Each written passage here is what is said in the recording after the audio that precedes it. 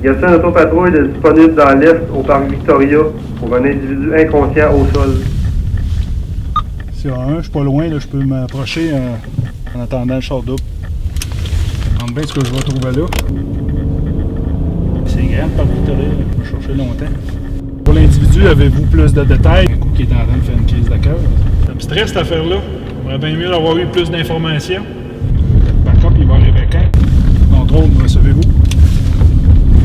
Ça que les ondes, ça répond. Quelle grandeur qu'il est, l'âge qu'il a.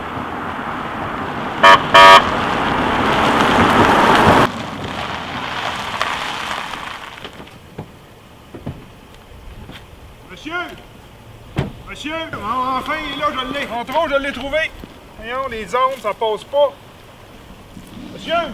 Monsieur, m'entendez-vous?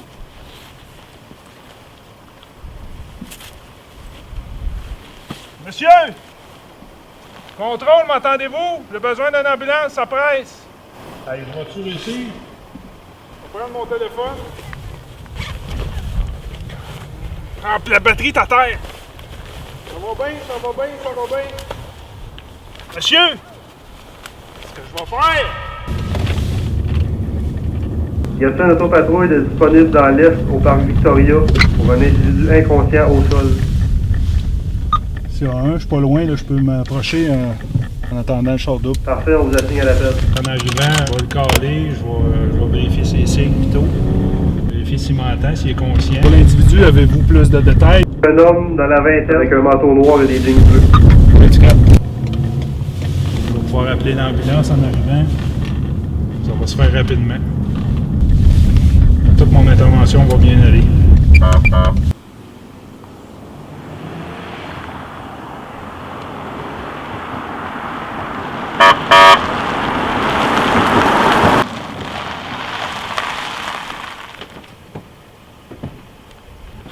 Monsieur! Contrôle, je l'ai trouvé! Monsieur, m'entendez-vous?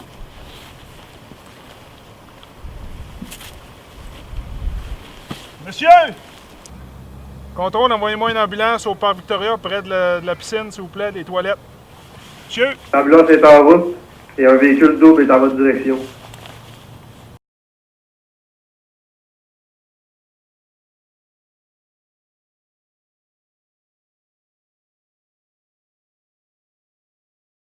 Vous savez, les policiers vont côtoyer à tous les jours la détresse psychologique.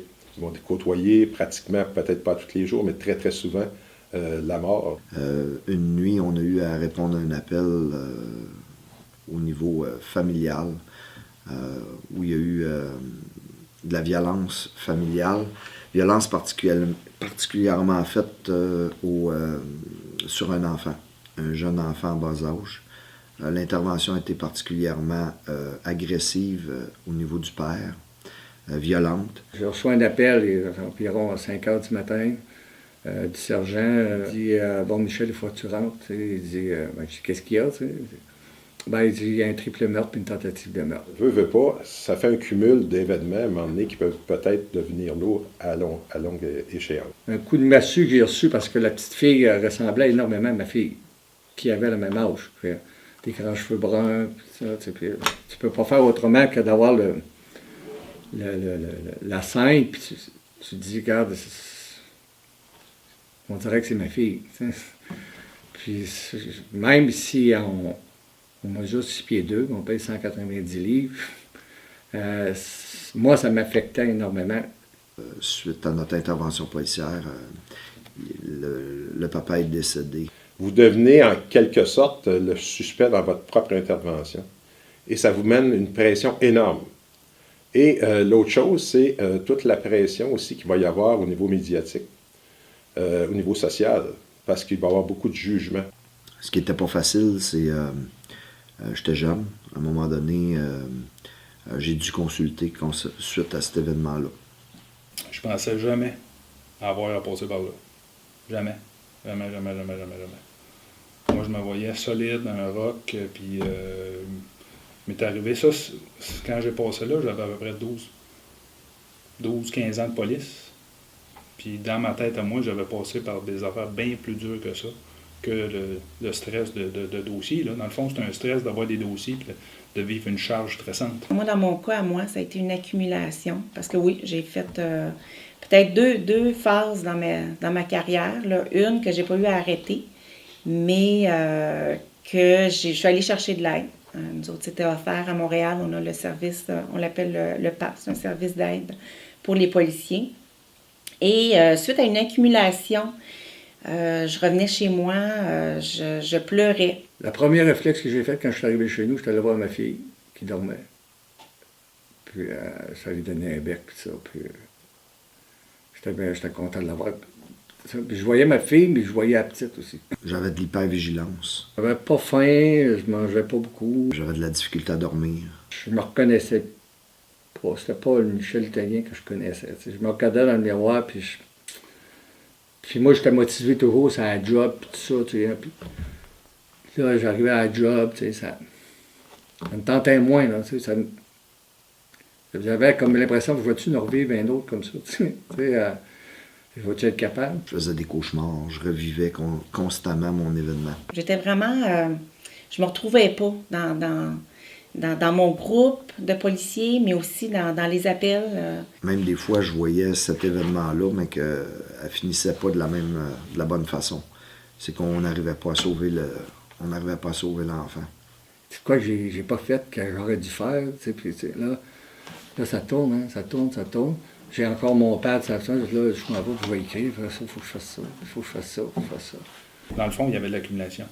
C'est ça que je savais pas. C'est que j'accumulais, c'était pas juste le stress des dossiers. J'accumulais tous les autres petits traumas que j'avais réglés dans ma carrière. Et c'est des choses que, même si tu penses que tu es fort, puis tu es capable de le gérer, quand il y a trop d'intensité au niveau du stress post-traumatique, tu as besoin de support extérieur. Parce qu'à un moment donné, c'est comme tu te noies dans ton événement et tu ne vois pas comment tu vas t'en sortir. Ma façon de me ventiler, je mettais mes running, j'allais courir 5 km, 8 km, j'allais faire un 50-60 km de vélo. Je dis, je vais me brûler comme il faut, là, je vais dormir. Mais ça ne marchait pas plus. Donc, je n'étais pas suffisamment outillé pour gérer émotivement moi-même cette situation-là. Fait que je suis allée chercher de J'ai l'aide, accepté d'aller voir psychologue. d'aller en parler. Puis je ne me gêne pas aujourd'hui de le dire, puis je l'ai dit souvent à d'autres. Puis je suis allé consulter, puis c'est en consultant que je m'en ai sorti bien comme il faut. Puis j'étais content de l'avoir fait. Ça m'a fait du bien, ventiler, tout ça. J'ai broyé. Ça a sorti. La boule qu'il y avait là est sortie. Puis là, j'ai commencé à bien dormir, puis tout ça. Plus motivé pour rentrer au travailler, tout ça. Puis j'ai jamais eu de problème depuis. Ça a été le meilleur move que j'ai jamais fait.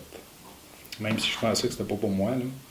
Parce que quand on vit ça, là, on a vraiment l'impression que personne ne peut nous aider. On a l'impression qu'il y a juste nous autres qui peut nous comprendre, puis qu'une autre personne peut difficilement comprendre ce qu'on vit. Donc, le fait d'avoir consulté, de m'être fait dire que j'étais humain, puis me donner des outils supplémentaires pour passer à travers cet événement-là, est clair qu'il a fait un grand changement dans ma carrière. Et après 3 mois, j'étais pas prêt à retourner travailler. Parce que là, j'avais l'impression que j'étais vraiment rendu dans le vif. Là. Tant aussi longtemps que j'aurais pas gratté jusqu'à la dernière petite graine, la dernière petite crotte, là, je ne retournerai pas au travail. Je veux vraiment me sentir prêt et bien là-dedans, puis être sûr que c'est ça que je veux continuer à faire comme travail. J'ai même douté. Je vous avoue parfois que je me suis même dit non, la police c'est fini pour moi, puis je ne retourne plus là-dedans. J'ai eu la chance d'avoir un support incroyable de mon organisation policière dans ça. Un support incroyable de mes pairs, mais surtout on a développé un bon lien entre policiers qui sont intervenus de près ou de loin dans cette intervention-là.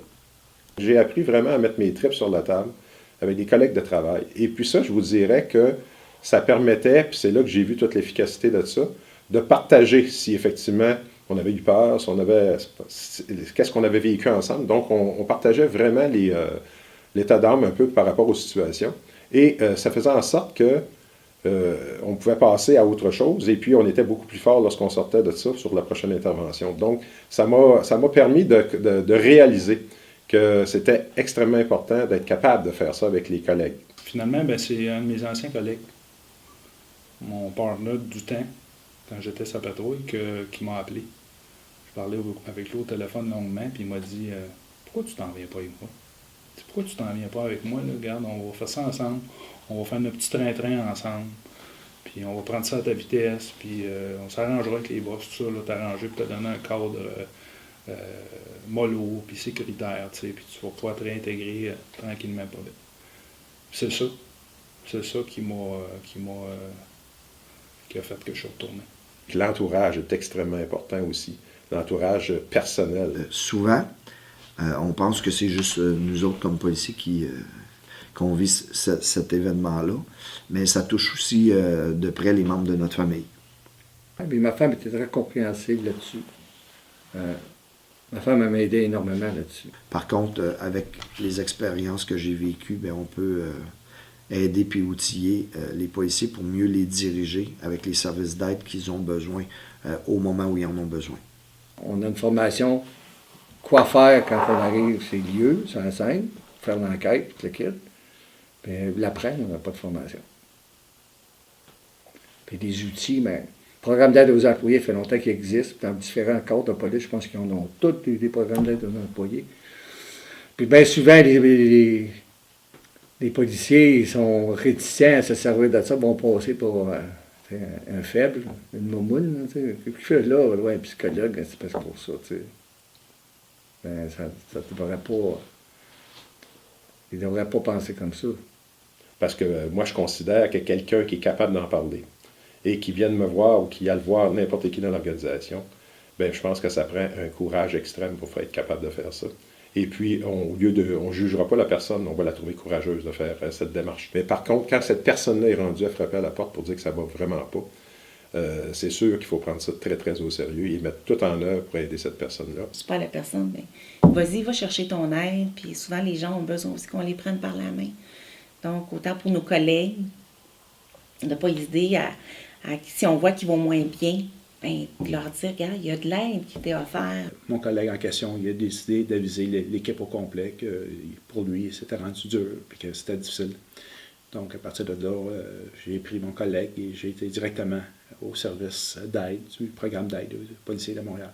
De là, l'importance d'en parler avec les collègues, mais aussi d'aller chercher de l'aide externe, parce qu'on ne peut pas sortir de ces choses-là tout seul. Avec toute l'aide extérieure, on apprend à gérer ça et être capable de passer à travers. S'il y a un message que je pourrais dire, ben, n'hésitez pas à en parler, vous vivez des choses difficiles, puis des fois, c'est pas obligé d'aller au vif du sujet, mais juste lever la main et dire j'aurais peut-être besoin d'aide. Il y a quelqu'un qui va répondre à votre appel. Ce que je peux donner comme conseil à tout intervenant, toute personne en fait, pas juste, ça touche pas juste les policiers, les stress post-traumatiques. Tout individu peut avoir à vivre ça un jour. Le repos, bien se nourrir, s'occuper de nos besoins primaires, essayer de ne pas s'isoler et parler de l'événement, ne pas garder ça pour soi-même, rencontrer son médecin, au besoin si c'est nécessaire, parce que des fois, l'aide psychologique ne suffit pas. Ça peut arriver qu'on soit obligé d'aller avec de l'aide médicale, c'est-à-dire d'avoir à prendre des médicaments. J'ai eu dans un des événements à prendre des médicaments malgré le fait que j'étais contre ça. On m'a fait comprendre que pour me restabiliser, je devrais prendre des antidépresseurs et des somnols pour me permettre de récupérer, bien dormir. Et après ça, une fois que c'est fait, la vie reprend son cours. Mais le plus beau conseil que je peux donner, c'est de consulter, se servir de nos pairs, pas éviter d'en parler et puis de s'occuper de nous. S'il y a quelque chose d'important à retenir, c'est d'en parler. De parler. Parlez-en. En parler, c'est faire preuve de courage. Accepter l'aide, c'est aussi faire preuve de courage.